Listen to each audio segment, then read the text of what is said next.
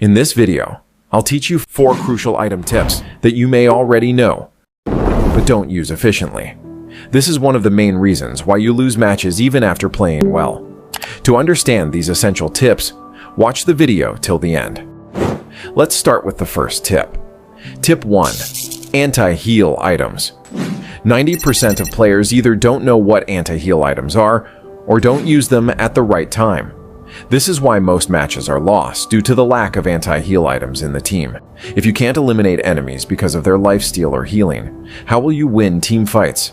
And if you can't win team fights, winning the match becomes nearly impossible. There are 3 anti-heal items in the game: Dominance Ice, Sea Halberd, and Glowing Wand.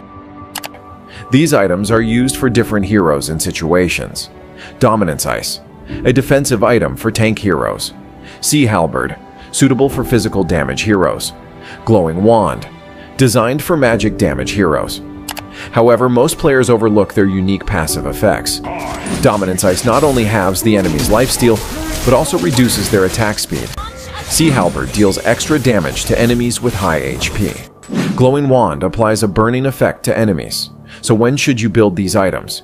You should always buy anti-heal items based on the enemy lineup. If the enemy team has heroes with high lifesteal or healing, like Estes, the tank's first item should be Dominance Ice. If the enemy team has 2 or more lifesteal healing heroes, every role should consider purchasing an anti-heal item. This ensures that enemies won't heal as much, giving your team a better chance to win fights. Tip 2. Penetration items. Every hero can be countered using defensive items. However, you can counter those defenses with penetration items. In simple terms, penetration items reduce the enemy's defense stats, allowing you to deal more damage. There are 2 types of penetration. Percentage-based penetration reduces the enemy's total defense by a percentage. Flat penetration reduces defense by a fixed number of points. Here's how they work. 1. Percentage-based penetration is applied first, reducing the total defense. Second, flat penetration is then applied to the remaining defense.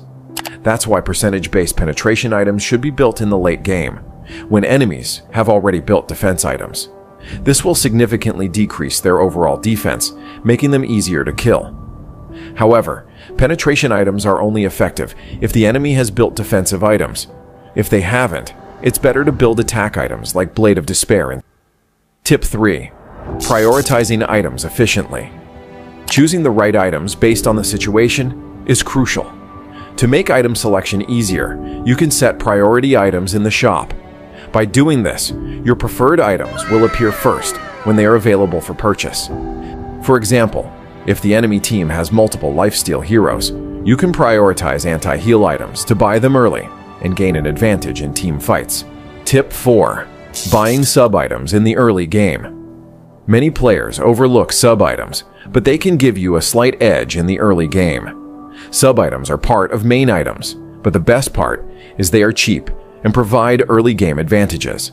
For example, if you're playing a squishy hero against Saber, he can one-shot you. However, if you buy Dreadnought Armor, a sub-item of Antique Cuirass, you can survive Saber's combo in the early game. Similarly, if you're playing an assassin hero, purchasing Fury Hammer can help reduce the enemy's defense and secure early kills.